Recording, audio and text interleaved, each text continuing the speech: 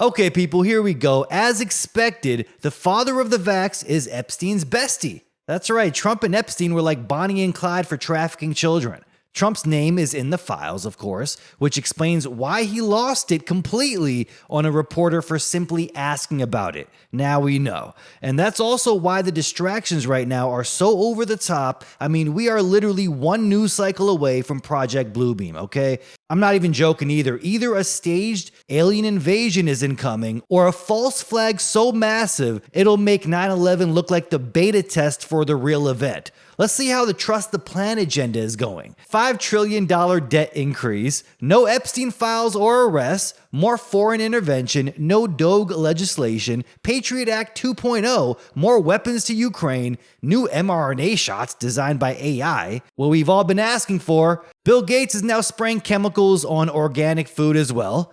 Yeah, trust the plan, guys. And that's right, and we can at least throw 100 more in there, fighting wars on behalf of Israel, threatening sanctions if Israel dares to convict Netanyahu, covering for pedophiles too. I mean, it never ends. The Middle East right now is on fire, and it's not by accident. It's all part of the plan. Syria wasn't just some random war zone, it was the test run. They wanted to see how much chaos they could cook up before people noticed the borders were shifting. Now we're in phase 2. Break the region apart, wipe out anyone in the way, and clear the path for the greater Israel dream they've been planning for a while now, from the Nile to the Euphrates. And guess who's behind the wheel? The CIA, Israel's Air Force, Mossad, all in the Pentagon playbooks, okay? It's not a theory either. It's all out there in their own papers. And proving even Trump is in on the act. Yeah, the same Trump who rants about illegals and swears,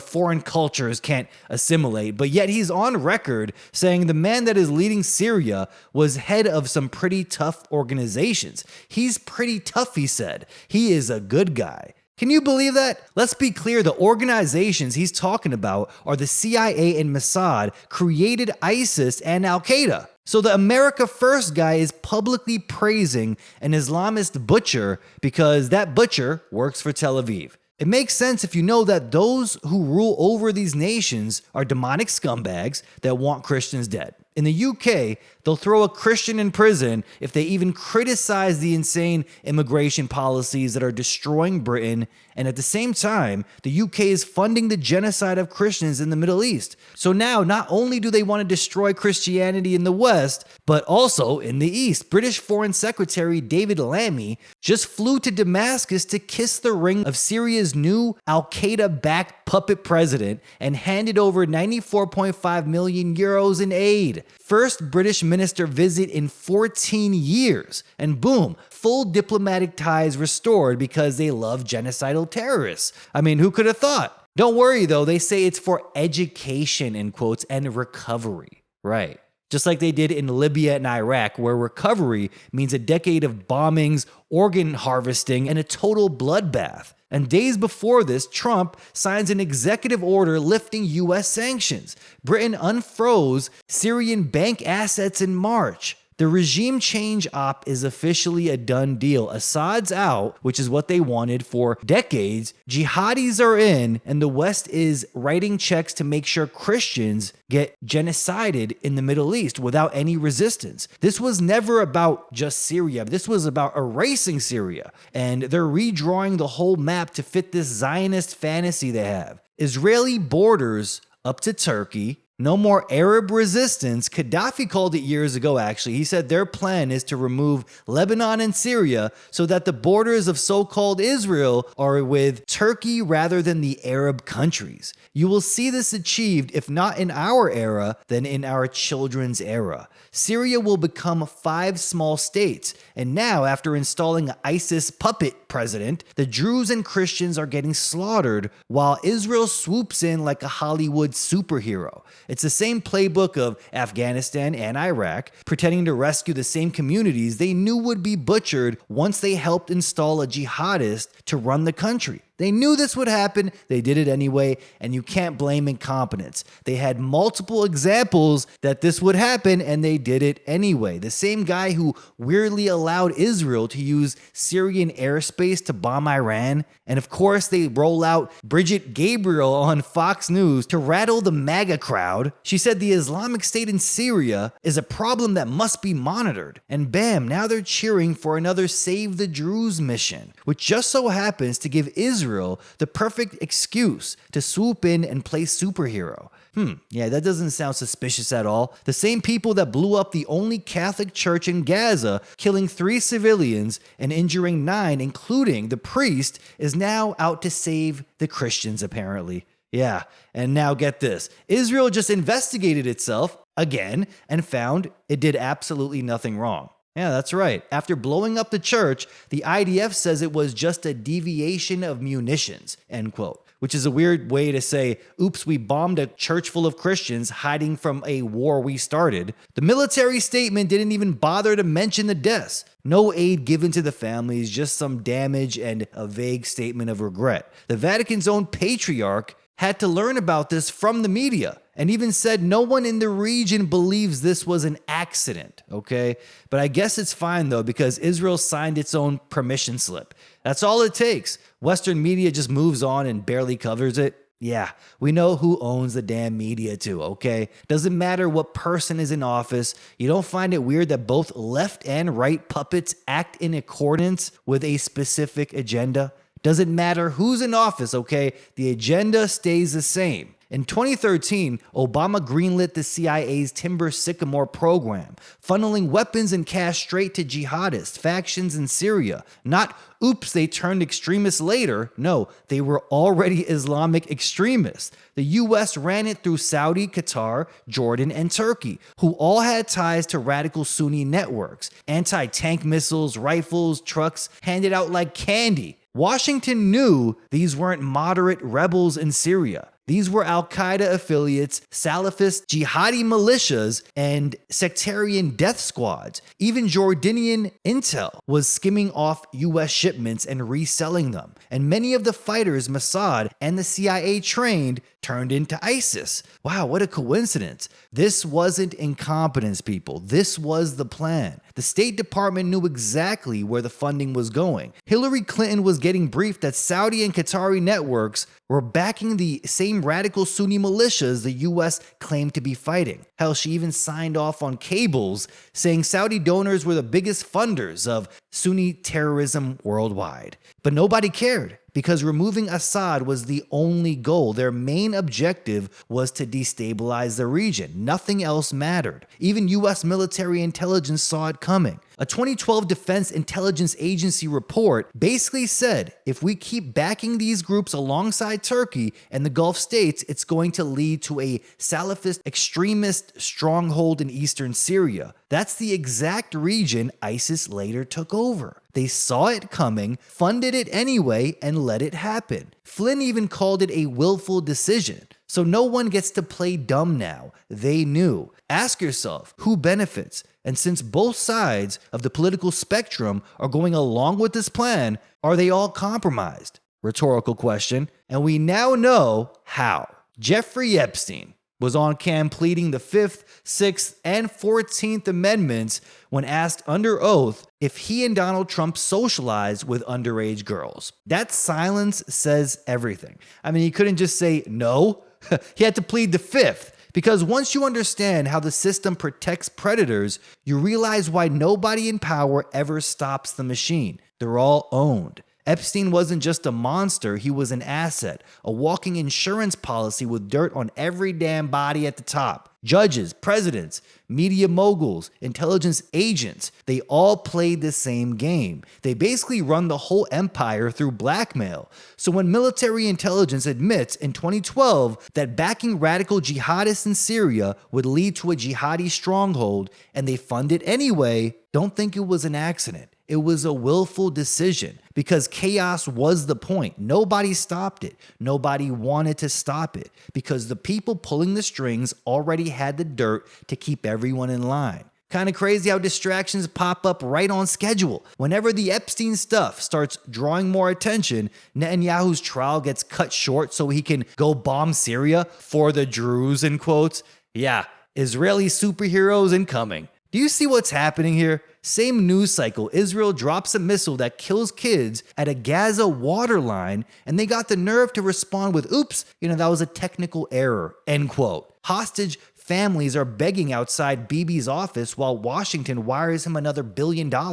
Hunter Biden's laptop story quietly slides back into the evidence room, never to be heard from again. Yeah, remember that? Epstein's files now magically disappear. Roy Black, who legally tried to protect Epstein and his friends to make sure the right people never faced charges, turns up dead right as people start asking about it again.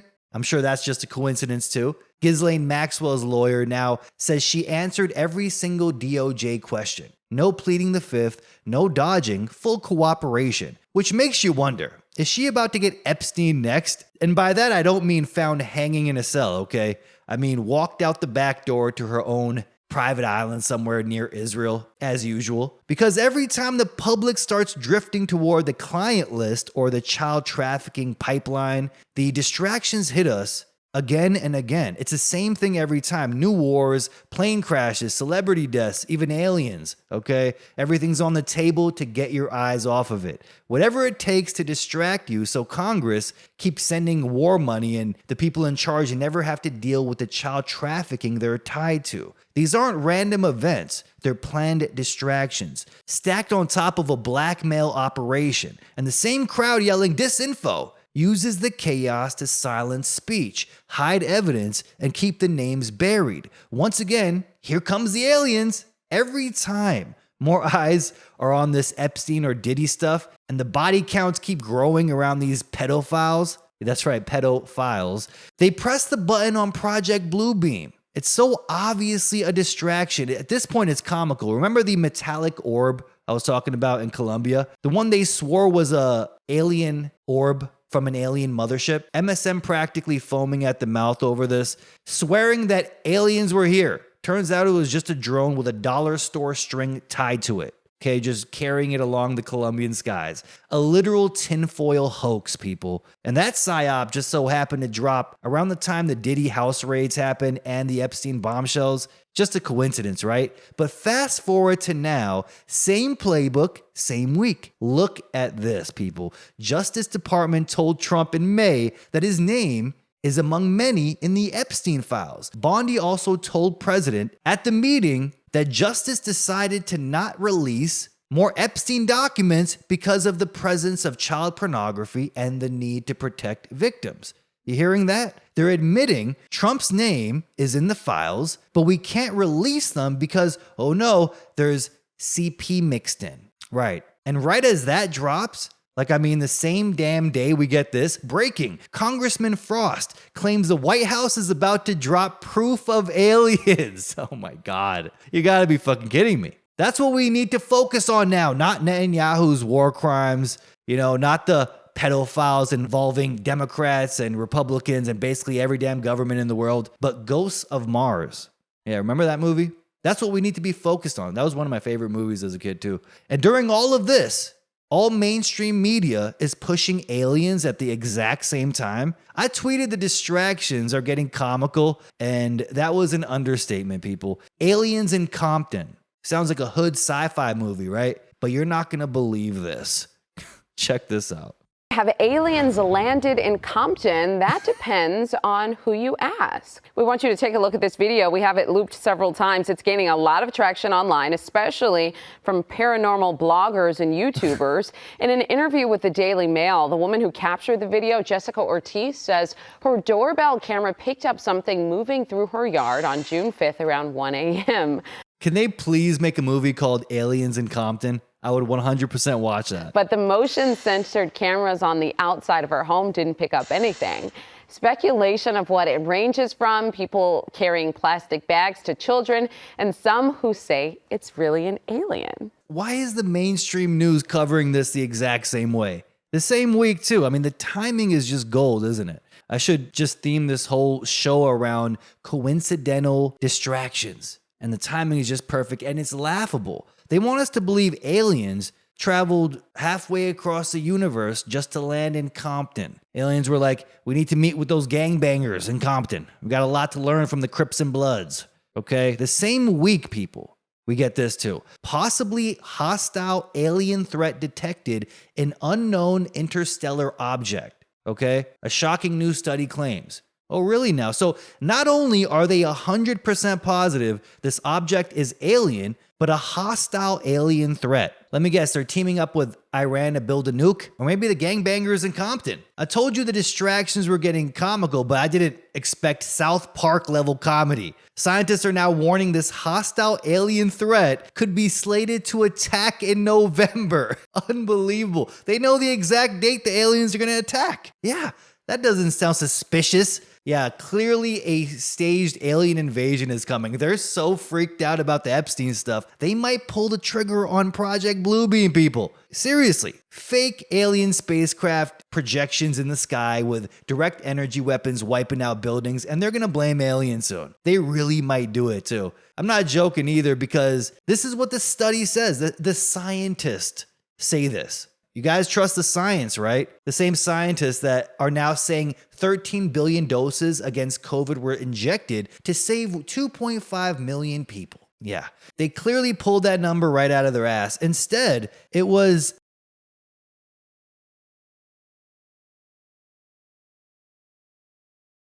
more distractions here, of course. July 16, 2025, Netanyahu on the stand in his corruption trial in Israel. Testimony gets cut short because Israel suddenly needs to bomb Syria to protect the Druze. Same thing every time. Do you see what's happening? IDF hits Damascus and strikes targets tied to the new Islamist setup in the south that once again have taken everyone by surprise. Yeah, they didn't know that this president would be an extremist. I mean, how could they ever have predicted that? Suddenly, Netanyahu escaped the courtroom again as more missiles kill innocent people. Okay, do you see how it works? The trial is postponed because Israel has to go save the Christians and Druze. And how do you know the distraction dial is turning up for something bigger? Because even the ADL admits the noticing is becoming a problem. People aren't buying the narrative anymore, and now the system's panicking. July 16, Netanyahu's corruption trial gets conveniently cut short again as Syria gets bombed to protect the Druze and the Christians. Meanwhile, back in Britain, the regime is rolling out an elite internet police unit to scan your memes for anti-migrant sentiment, end quote. They're not even pretending anymore. It's called the National Internet Intelligence Investigations Team, and its whole job is to flag people online who say what everyone's thinking. Post a clip of a protest, you will be censored. Make a joke about immigration, jail time. They already locked up a woman for posting after the Southport attacks. So what happens when the heat turns up? Well, easy. They'll false flag the chaos. A false flag event that will be blamed on far right-wing extremists. Then they'll be able to throw half the country in prison for wrongthink. Doesn't matter if it's a meme, a post, or just noticing too loudly. This isn't about safety. This is about silencing dissent before the whole house of cards comes down. The free speech crackdown has gone full COVID era disinfo unit. Only this time, it's permanent and it will be over anti-Semitic posts, in quotes. And keep in mind, they've already said, questioning the official story is anti-Semitic, okay? From 9/11 to Epstein. Netanyahu's war crimes as well. They are losing control of the narrative, so they want to criminalize reality. Orwell's 1984 is officially coming to life. I mean, the demons in charge have a final, most essential command. They are now telling us to reject the evidence of our eyes and ears. The circus chooses its clown every time, okay? Then the noticing continues. ADL boss Jonathan Greenblatt rolls out new global attitude stats, and the headline takeaway gets boiled down to half the world hates us. That's right. After their new study, they're saying new statistics show half the world is anti-Semitic now. Can you believe that? Half the world? That's how they want to frame this? Gee, what could it be, John? Maybe running an open-air slaughterhouse in Gaza and, backing forced population transfers, pushing mass migration everywhere, lobbying against every Western parliament, and criminalizing criticism, throwing people in prison for criticizing what you're doing, and then pressuring banks to debank dissidents, and then building hate databases on anyone who disagrees with you. Yeah, that might not be winning the hearts of people, okay? But instead of changing behavior, they just crank up the criminalization dial. If you criticize the policy, you are hate. Criticize the bombing, you're an extremist. They don't address why so many people are furious. They want to police the fury. Look at Canada if you think I'm exaggerating. People are getting arrested for noticing. You can be jailed here if you even heckle pro-Israel media figures. It's insane. Charged again when they write about being charged. Government pushing an online harms bill that lets bureaucrats and tribunals go after free speech and posts. Mix that in with existing hate law penalties, and you're talking about real prison time here. Not just fines, not just a slap on the wrist. You're gonna sit in prison. Who's next to be arrested? Elmo? They just arrested the man behind the channel Son of Enos. After 7 months of surveillance, it says. What was the final trigger? A bank teller recognized him during a withdrawal and ratted him out. Cops pulled him over while he was driving home. They used his digital footprint to charge him with willful promotion of hatred and willful promotion of anti-Semitism. It's just constant in Canada, from Tamara Leach to Keenan here, and even a lawyer, Eva Chipiuk.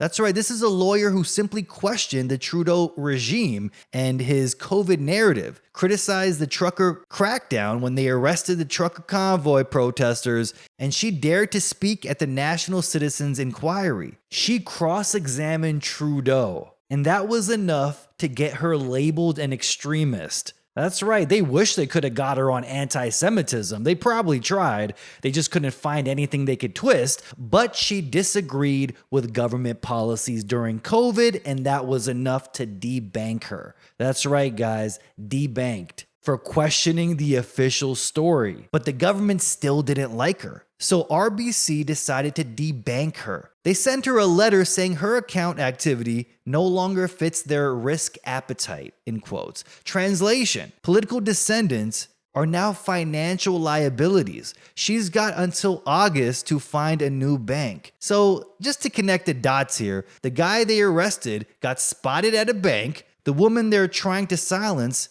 got erased by a bank. Well, it's safe to say we know who owns the banks, okay? And it ain't the people getting debanked. That being said, what I do here is expose government corruption, corporate censorship, and big pharma fraud, okay? I've been doing it for years. I question the official narrative because I believe in free speech and accountability. I criticize institutions, I criticize policies, and yes, I even criticize people too. That's not hate, that's thinking. That's noticing patterns. I have no hatred in my heart towards any group of people, and I don't condone any violence of any kind. And sometimes, yes, I will question things for the sake of argument, because that's how real discussions start, and that's how people actually learn. But to silence people and throw them in prison if they question the official story they're told is insane, even if it's a historical event that took place. Why would you throw people in prison for questioning it? If we're not able to question it, think about what the future can hold and the future laws that can be implemented. 20 years in the future, we gotta all obey the official story of COVID. If you don't believe that 100 million people died from COVID until the life-saving vaccine came through with, Bill Gates' vaccine, until he came through with his life-saving vaccine that saved the world. If you don't believe that exact story 20 years from now, you could be facing serious jail time, okay? That's what they could say here. That's where the slippery slope can lead us. That's why it should be always okay to question what we are told. Questioning the official status quo, questioning the official story. Because if we're not allowed to speak or question things, then what the hell do we have? Then we are not living in a free country. For example, Israel's leveling of Damascus live on TV, one of the oldest cities on earth. 11,000 years of people building and burying their dead there, getting pounded flat because a tribal convoy allegedly pointed the wrong way or an Iranian part showed up in a warehouse. I'm not even sure why they did this. They just bombed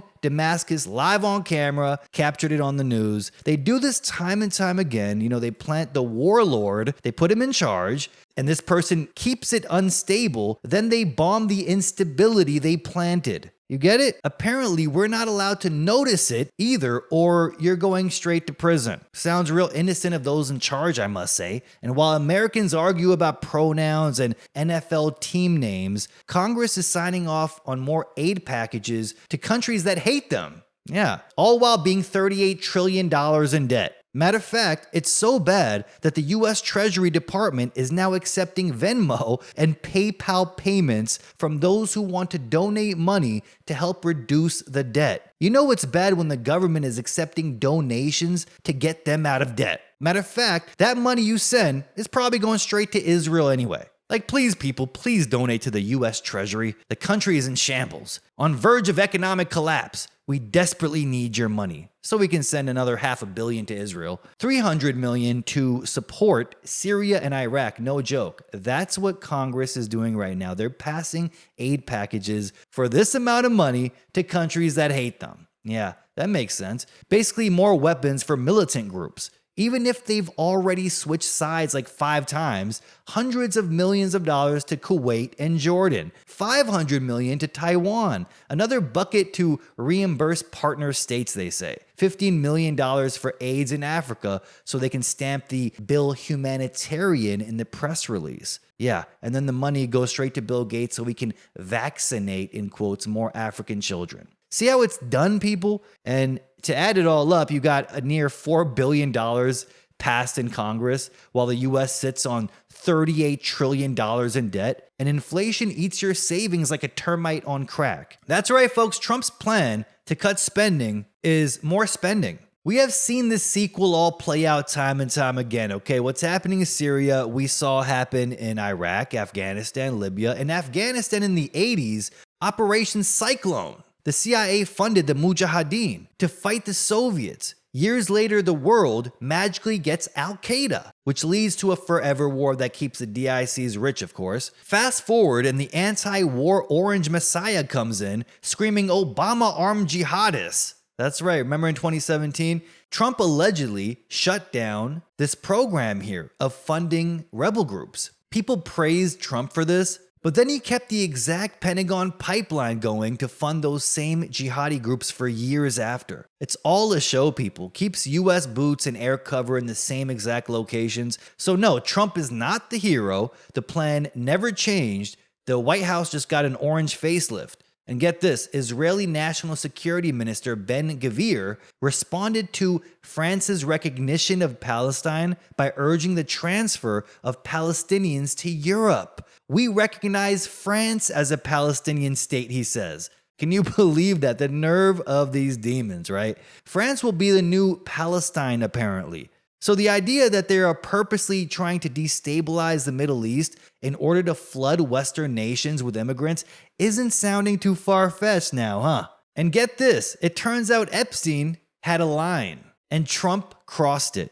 You're not going to believe this. According to his own brother Mark, Epstein told him back in 2004 that he walked away from Trump because, and I quote, he's a crook. Let that sink in too. Epstein said, Trump is too crooked for Epstein. This directly contradicts Trump's claim that he was the one that cut ties here, as if Trump was the one that suddenly was too righteous for the pedo network. No, apparently it was the other way around. And this didn't just come from some tabloid. Mark says Epstein sent him a clip of a 16-hour interview, never aired, filmed by none other than Steve Bannon. Yeah, that's Steve Bannon, the same guy who tried to help Epstein clean up his image in 2019. So while Trump was out here posing as the savior of the children, the hammer of justice, Epstein was privately telling his own brother the guy was radioactive. And that's saying something, because when the child trafficker thinks you're bad news,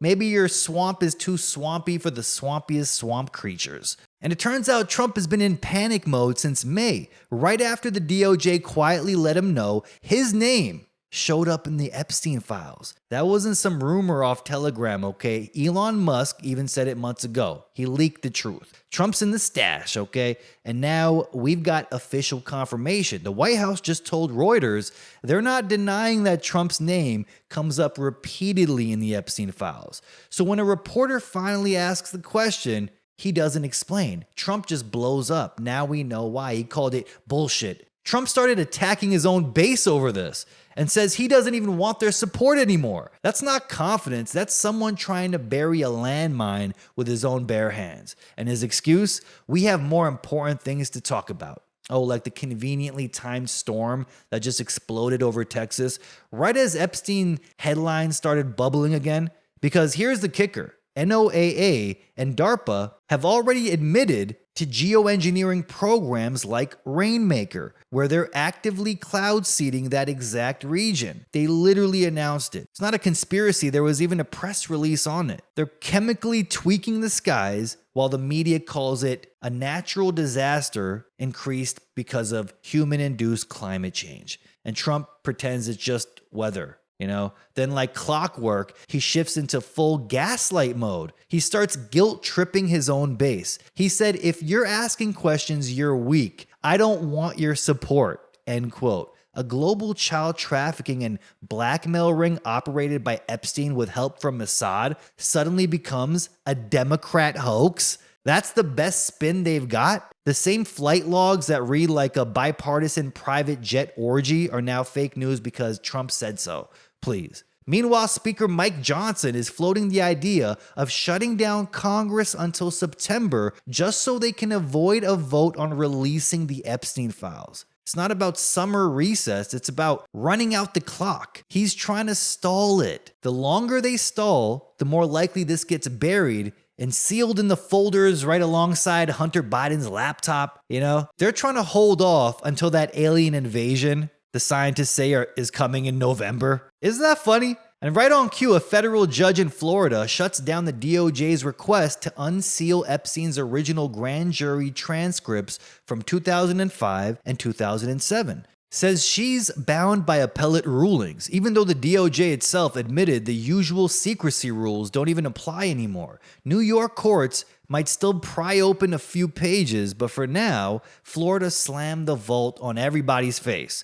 You're not gonna see anything. Right as Trump tells Pam Bondi to release everything, acting like he's got nothing to hide, and then we're told there is no files at all. And just as the Epstein stuff starts getting talked about, once again, distraction, they throw a smoke bomb in your face again. Tulsi Gabbard, suddenly acting like director of national intelligence, walks out and lets people know Obama is a criminal. That's right. The entire Russiagate setup, they faked the intel. Surprise, surprise. Sold the lie. Weaponized the intel agencies to target Trump before he took office. Theater, people. Why? Because the timing is highly suspect once again. This report sat on their desk since 2020, and now suddenly it's urgent national news. Right when Trump's name shows up in the Epstein files, right when he has a meltdown on stage and starts begging influencers not to talk about the list. This is the funniest distraction I've ever seen. This is truly WWE, all theater. Even Trump is now posting AI videos of Obama getting arrested,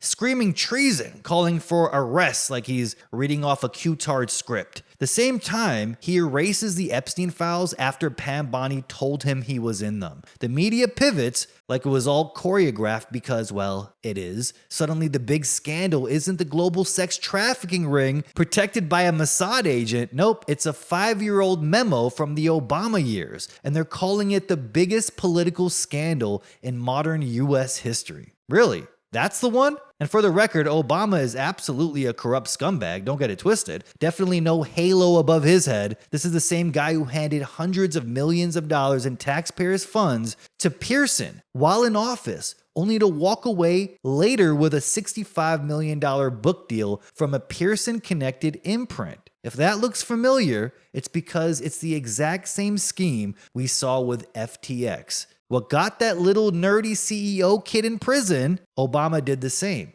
wash government contracts through friendly corporations, then get thanked with personal payouts later. Sounds like textbook money laundering, right? They've been robbing the public blind for hundreds of years. Notice it and go to prison. You understand? If you owe $200 in taxes, they'll go to the edge of the earth to find that ass. But they'll steal hundreds of millions of dollars and threaten you with jail time if you expose any of it. And for all the Q-tards out there that thought Barack Obama would end up in handcuffs, come here and collect your award. You know what you get, people. You get the Ultimate Fell For It Again award. That's right, another one to add to your Q-tarded trophy collection. Trump then came out saying Obama won't be prosecuted because he probably has immunity in quotes, and the former president owes him big.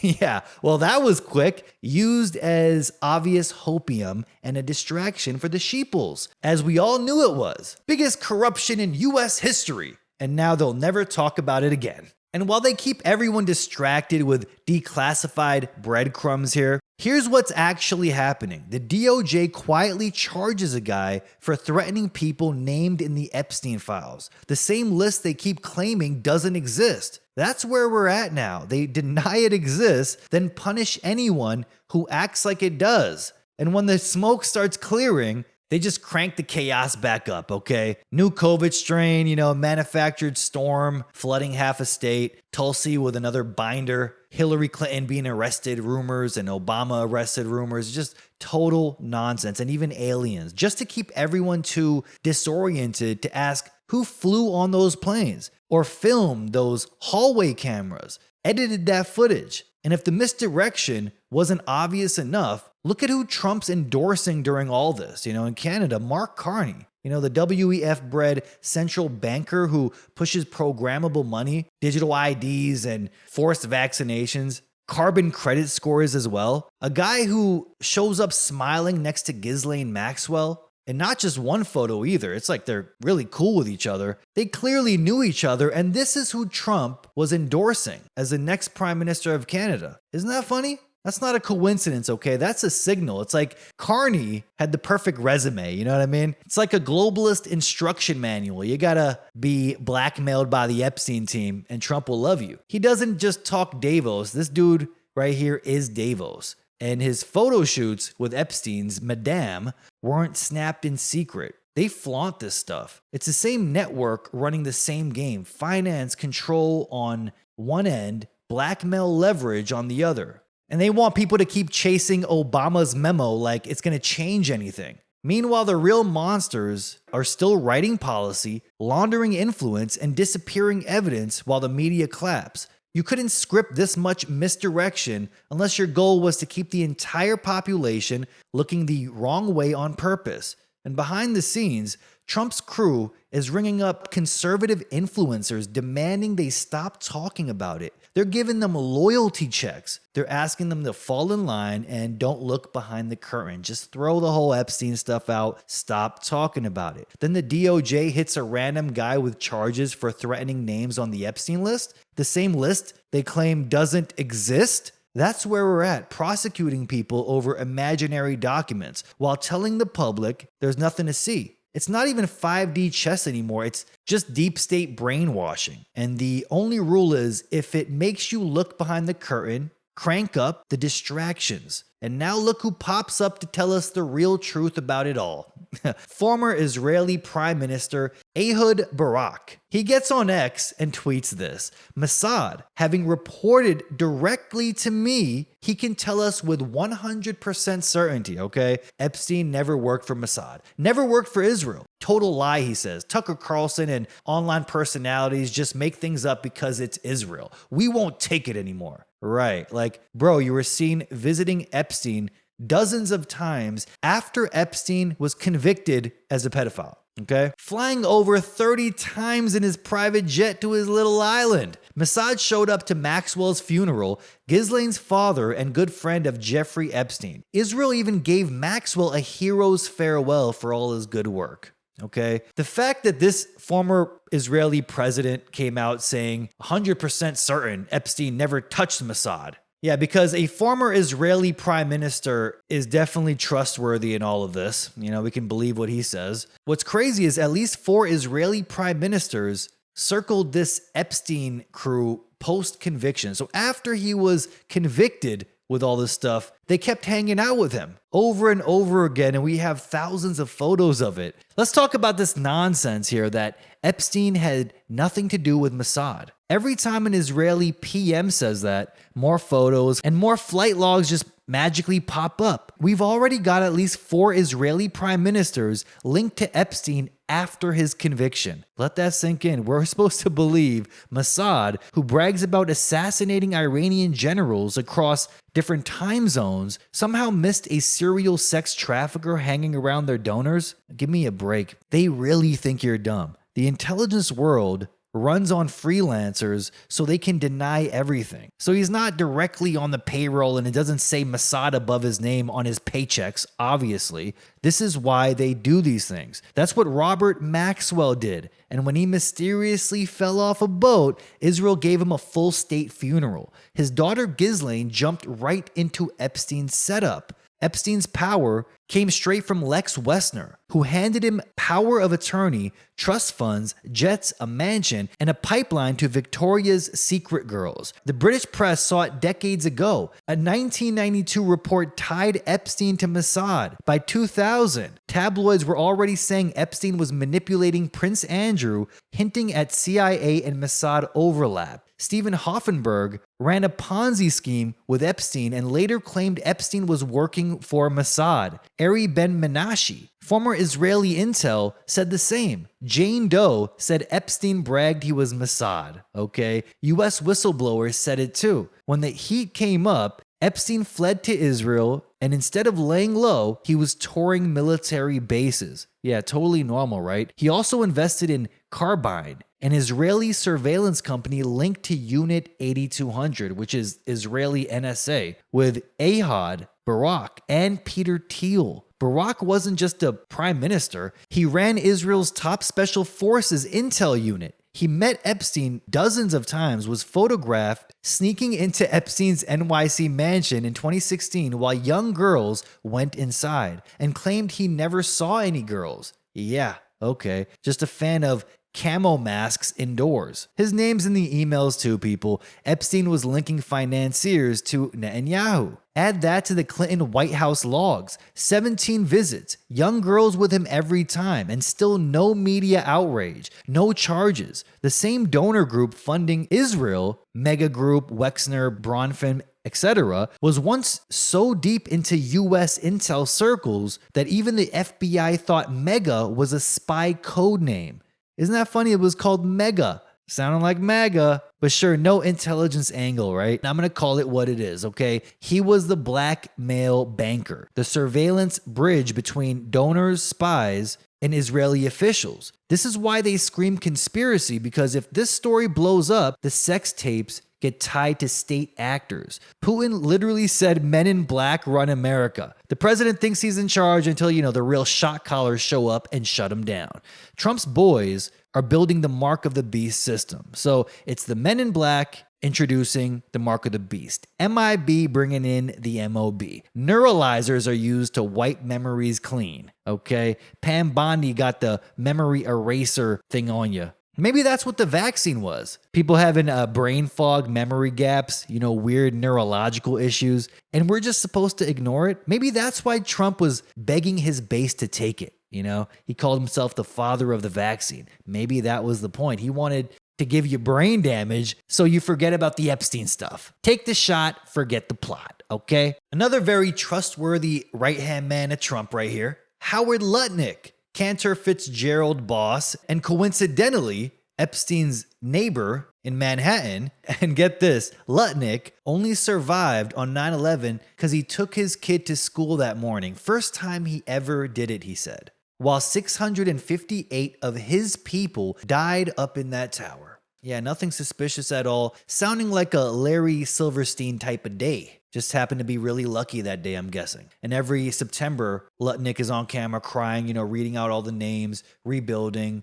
which I'm not even going to start here about that, but they never talk about the Epstein overlap. No one is talking about that. Lutnick, a neighbor of Epstein, same real estate orbit, okay? Same billionaire donors, all in the swamp. Not a single person brings up Lutnick's connection to Epstein. They just cut that part out, coincidentally. This is what drain the swamp really meant under Trump and the crew before him. It didn't drain, it privatized, okay? They're privatizing the swamp. When you're high enough in the donor food chain, the scrutiny just stops. You get permanent Teflon. Red hat, blue hat, doesn't matter, people. This is one nation under blackmail. This is absolutely treasonous stuff. Every time someone asks about Epstein, aliens pop up. Another plane crash, just endless. And the silence itself tells us all we need to know. Accountability dies when the neuralizer is pulled out, okay? Epstein wasn't just some creep who got rich. He was running a Mossad blackmail operation, according to a former Israeli intelligence officer. Ghislaine Maxwell brought him in. Her father, Robert Maxwell, was Mossad too, buried with donors, eulogized by Shimon Peres. That same Peres introduced Epstein to Ehud Barak, who ended up making regular visits to Epstein's Manhattan apartment, partnered with him in a tech firm packed with ex-Israeli intel, and got $2 million from Wexner's foundation for undisclosed research. Wexner gave Epstein the $77 million townhouse he used to run his operation. He was also his only known client and one of the founders of the Mega Group, an invite-only circle of ultra-wealthy Zionist billionaires funding Israeli influence worldwide. And Wexner's partner was Charles Bronfman, who also had business ties to Robert Maxwell. Ronald Lauder, another mega member, runs the World Jewish Congress and pours money into Netanyahu's Likud party. Alan Dershowitz, Epstein's lawyer and longtime friend, isn't just a head Zionist figure. He literally wrote the case for Israel and was floated as a possible ICJ rep for them. And according to Maria Farmer, the first victim to report Epstein, the whole network was controlled by Jewish supremacists who racially abused her, with the mega group running the show behind the scenes. None of this was random. It was a state-backed operation, hiding behind private wealth built to compromise and control, and the people in charge have made sure it stays buried. So what are they setting the stage for here? When more talk is on this Epstein stuff, and that conversation starts leaking into the normie space, you do not argue the facts, you bury it under more global emergencies. Syria's heating up. Israel's trial circus blends with missile strikes. ADL's got a report queued saying half the world hates Jews. Perfect cover for global speech bans, okay? Canada's already arresting people for noticing. Cue a digital safety panic. Maybe toss in a cyber attack. Maybe a fake UFO hearing. Maybe a lab leak scare, just anything big enough to classify the evidence and make questions illegal. Label it hate, disinfo, national security, the same playbook every time. They want to lock the files away and gag the witnesses. Ban anyone asking who flew on that plane. And here's the script they actually want us to believe. This is how you know they really think people are stupid or brain damaged enough from the vaccine to not really question any of it. Epstein didn't really traffic kids, just ignore his arrest. There is no client list, ignore the AG who said she had names. He totally killed himself. Ignore the dead cameras, missing footage, missing minute of footage. Nobody important knew him. Ignore the flight logs, the island, the photos, And above all, stop asking questions. It's old news. Move on. That's the bedtime story, okay? Meanwhile, even Trump's own kid was yelling to release the list. Ask why they won't. The answer is obvious. Governments don't cover for pedo blackmail unless they're owned by it. Trump on his Miss Teen pageants. I'll go backstage before a show and everyone is getting dressed. No man is anywhere. They're standing there with no clothes. I sort of get away with things like that. Oh, really now? Yeah. Let me guess, it's just pedophile 5D chess somehow? There's a reason why this stuff is extremely serious and we should not take it lightly. Okay, we should never forget about it because I truly believe in those files, there's going to be sections that lead us down other rabbit holes that really expose a lot of truly satanic activities taking place in a lot of these governments around the world. Okay. And I don't think they want that to be exposed. Matter of fact, they will do everything in their power to prevent us from asking questions, and they need us distracted. You know, the Epstein case exposes a vile child trafficking network, and we can't ignore it. It's pure evil, destroying kids' lives for profit. They're brushing it off like Trump has. It really tells you exactly who he is. Why would you dismiss such a horrific crime? This $150 billion industry grabs 8 million kids a year for sex trafficking, organ harvesting, and a shadowy adrenochrome trade, where kids' blood supposedly sells for $77,000 a barrel. Insiders like former CIA and Marines claim a group called the Committee of 300, possibly involving a former Secretary of State, runs this global racket, trafficking 2 million kids for sex and 2 million for organs. In Houston, a Honduran man kidnapped a Chinese woman, lured from New York with a fake job, held her without food or water, and assaulted her. It really makes you wonder why. Was it just some creepy pedo that did this on his own, or is it part of a larger ring? Maybe even using women to supply kids for this nightmare, holding them against their will and forcing them to give birth. Open borders keep it going, letting victims slip through for cheap labor and cash. Whistleblowers fear they'll be silenced. Beyond Epstein's island, there's a network of elite pedophiles, okay? And laptops and files exposing all of this. Many are saying even Hunter Biden's laptop goes into detail about this thing called Ambrosia. And this is a Peter Thiel-funded program, an adrenochrome scheme. This is a battle against darkness, and we need to fight to protect these kids. Ambrosia was Peter Thiel's company. It harvested blood from the young to give to the wealthy. Sounds crazy, but it is real, Isaac's Army says on X. This is the kind of vampire we are dealing with. Thiel is one of the founders of Palantir, the AI company that's about to keep tabs on all of us. You know, that was one of my theories as to why they're trying to ban flights. They're trying to increase the surveillance. I truly believe they're involved in some real satanic stuff, and they need digital IDs soon and CBDCs to control people, to prevent you from finding them and, doing the damn thing. There's a reason for this. They're going crazy right now because I truly believe they're involved in some satanic activities, some Bohemian Grove type stuff. Isn't that crazy? The Bohemian Grove stuff leaked decades ago and people just thought, nah, they just shrugged their shoulders and moved on. No, the elite people in our government are literally worshiping Malak, okay? That's kind of insane. Another crazy thing here is Amber Rose was in full support of Trump. Amber Rose equals Ambrosia. Isn't that funny? Also known as adrenochrome. But remember the pattern here.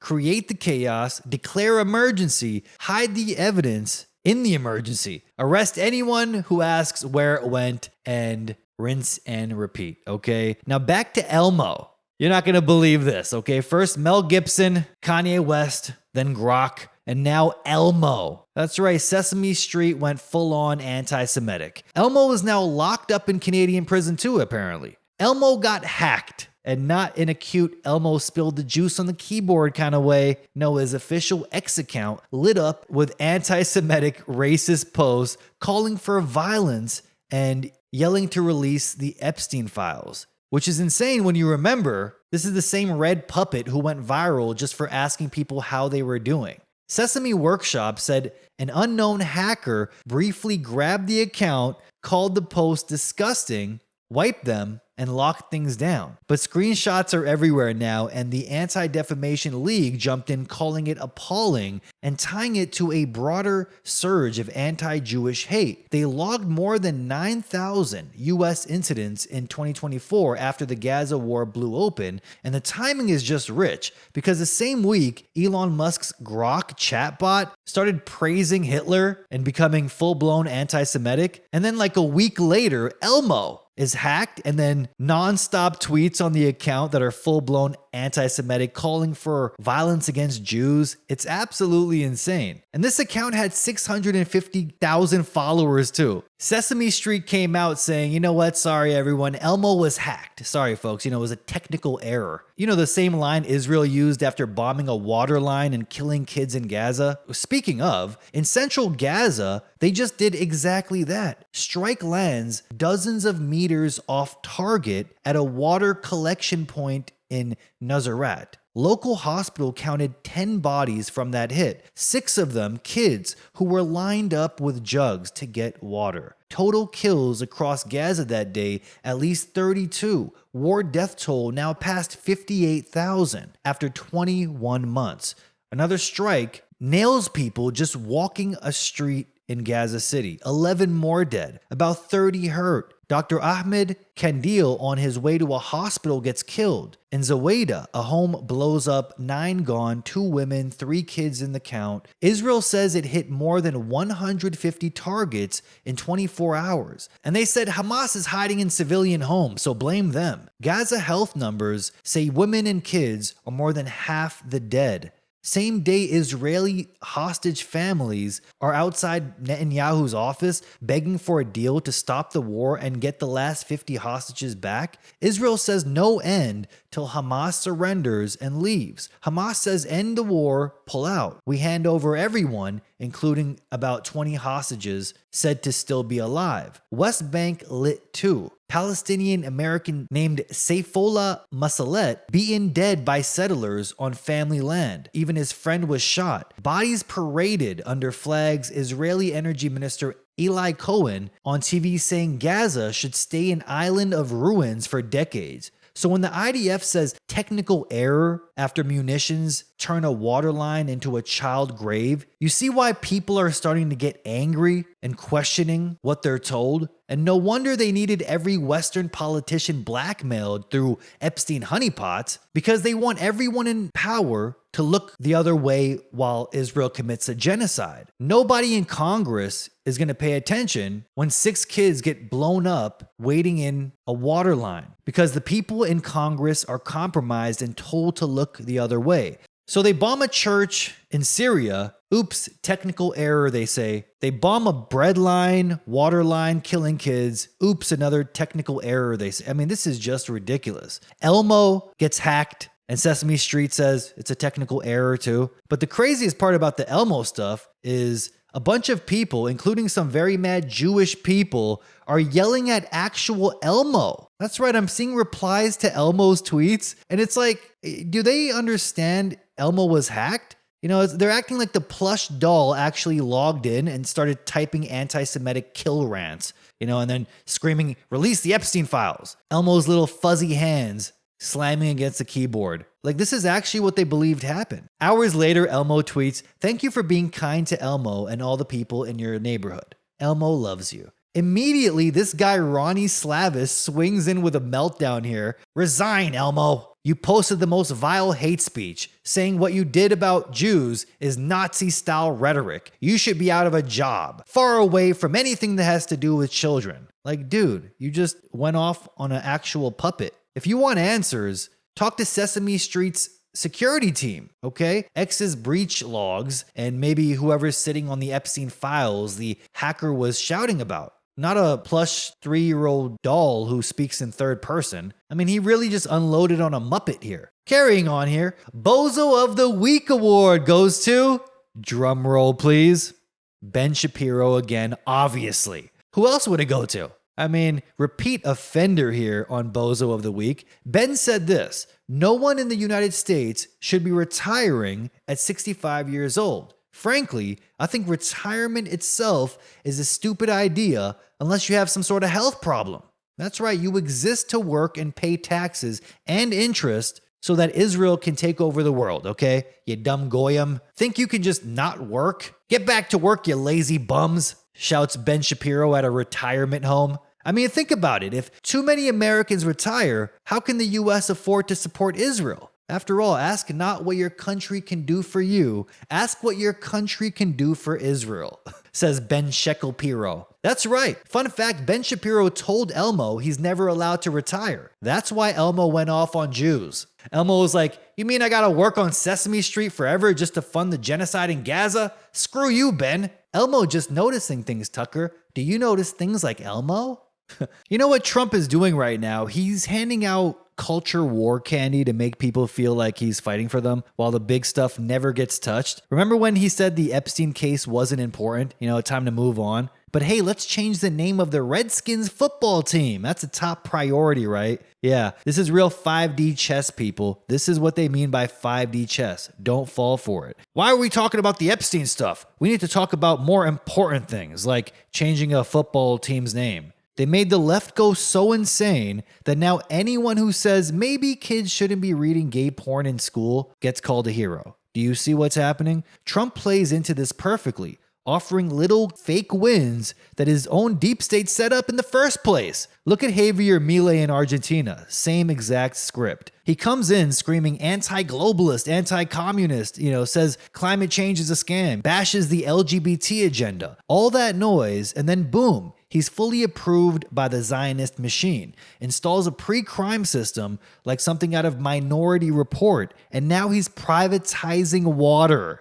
Didn't the Nestle CEO say that? The red-eyed cyborg? So now Javier Milei is on the same side as a Nestle CEO. Not just that, but Israel's state-owned water company, Mekarot, accused of war crimes in Palestine, is first in line to buy it up. They've already made secret deals with 12 provinces, all while Milei fires tens of thousands of workers, shuts down ministries, removes price controls, and poverty explodes. But don't worry, he flew to Israel to hug it out with his dear friend Netanyahu. That's the playbook, folks. Loud culture war gimmicks on the surface and total elite pedophile control underneath. They give you your heroes that provide you little bits of wins that ain't shit in the grand scheme of things. This is what you call culture war goy slop. Okay, eat it right up. And like I said, coincidences just keep piling up. Roy Black just died. He was Epstein's lawyer when the Palm Beach case got gutted. He sat in a room with Palm Beach State Attorney Barry Krischer, let a serial underage rapist plead down to garbage charges. He helped hammer out the 2008 non-prosecution agreement that didn't just soften the hit, it walled off potential co-conspirators. That's the part people forget, the shield. Later, a federal judge says victims were never properly consulted. Crime Victims' Rights Act violated. So who did that secret deal really protect? Roy Black would know. Now Roy is gone. Bad timing if you're trying to close the book. And now we hear Ghislaine Maxwell is ready to confess, ready to spill the beans on everything Epstein did. And she allegedly just named 100 people tied to him. According to new DOJ reports, that's what she did. She gave him 100 names. Oh, really now? Where was all this during her actual arrest? The FBI didn't question her? Didn't ask for a single name? Just tossed her in prison for trafficking minors to nobody? But now suddenly, she's got all the answers, huh? And she just happened to return to prison with a white box after meeting with the DOJ? What's in that box, Ghislaine? What's in the damn box? Let me guess, documents or instructions? Maybe they told her to personally go through the files and remove Trump's name before things get out of hand. Because remember, Trump's team just said the list doesn't even exist. Democrat hoax, Trump said. And now here's the DOJ basically confirming it's real and using Ghislaine in the cleanup assignment. There are two theories as to what's going on here. The first theory is they're using her to cover for Trump, scrub the files, erase his name from them, and bury the evidence. And Ghislaine is now asking for a pardon from Donald J. Trump. And this is the second theory.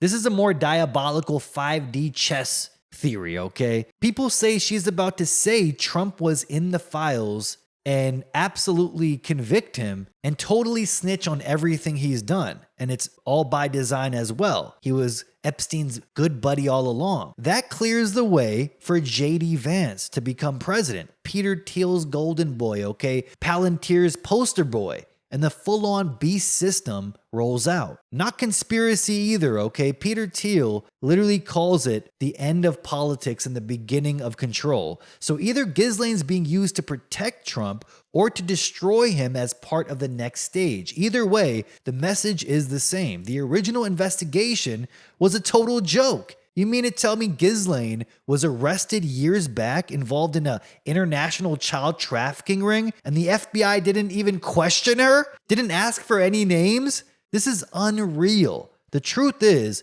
if Trump ends up pardoning Ghislaine, it's not just a slap in the face to all of us waiting for justice, it's the final humiliation ritual. That would be like the demons in charge telling us they own the system, they own the courts, and there's not a damn thing anyone is going to do about it.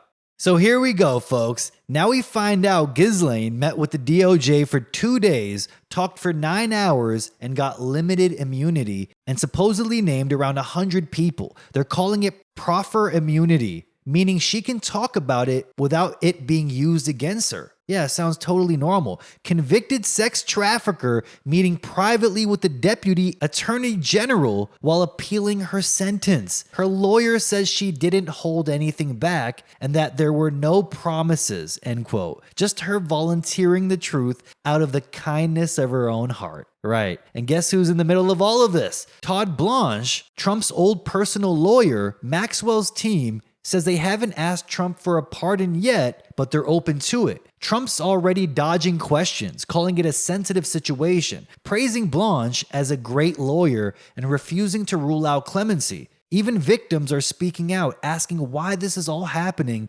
behind closed doors while the people she trafficked girls to are still protected. And in the middle of all of this, DOJ says they won't release any more Epstein files despite promising they would. So now the woman who trafficked minors to no one gets immunity, private meetings, and maybe even a pardon. And all of this while Trump gaslights all of his supporters, acting like there is no list, there are no files. This is absolute insanity, folks. So tying it all together, so let's call it what it is. Trump buried the Epstein files, and now his version of damage control is giving immunity to Ghislaine Maxwell while pretending he doesn't know what's going on. Meanwhile, the media is flooding us with UFO talk, alien psyops, trying to cover up Israel's war crimes that the Trump administration fully backs. No matter how many war crimes stack up, the media is going to talk about aliens. Every distraction is perfectly timed, from aliens, cyber attacks, and even new viruses popping up that could kill everyone. Yeah, endless stories about that. Anything to drown out the truth, because when you line it all up, Ghislaine's sudden cooperation, Trump dodging important questions, Blanche in the middle of it, and the DOJ sealing files, it's crystal clear. This isn't about justice. It's about cover-up to protect the same sick power structure that's been running the show all along. And I'm going to leave it right there. This is getting long and my throat is feeling real messed up. I'm a little under the weather right here, so I do apologize if I'm sounding a little bit off. But I got to leave it right there. This is getting long. If you do want to support this channel, if you like what you see here, it's greatly appreciated. You hit those links in the description. 4 ways to support. Please consider hitting the links and supporting this channel. No big name sponsors here, no ads. This is fully supported by the people and all done by myself. So if you appreciate the effort that goes into this, and if you want to see this show keep going, click those links in the description for ways to support. Until next week, folks, until next time, this is Steve Eyes. You're on the Eyes is Watching channel, signing off.